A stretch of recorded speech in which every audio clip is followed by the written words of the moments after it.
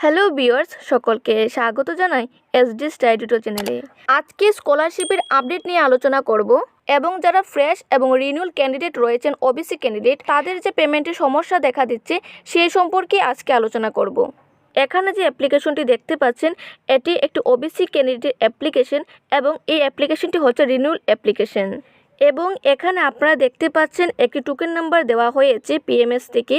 এই টোকেন নাম্বারটা ম্যাক্সিমাম ক্যান্ডিডেটের কিন্তু সেম দেওয়া হয়েছে, যার কারণে ম্যাক্সিমাম স্টুডেন্টের কিন্তু পেমেন্টটা ফেলড হয়েছে। এবং এবছরের স্কলারশিপ অ্যামাউন্ট রাখা হয়েছে 36,000, যা গত বছর দেওয়া হয়েছিল 32,000।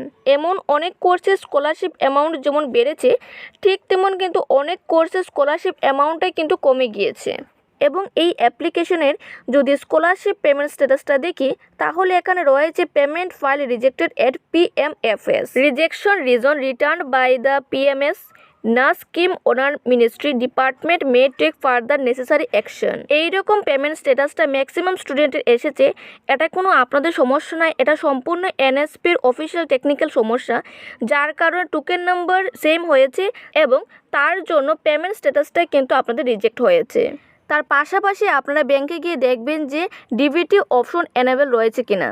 এখন দেখে নেব একটা ফ্রেশ অ্যাপ্লিকেশন। এটি একটি বিএড ফ্রেশ অ্যাপ্লিকেশন এবং এখানে দেখতেই পাচ্ছেন PFMS থেকে কিন্তু টোকেন নাম্বার দেওয়া হয়ে গিয়েছে।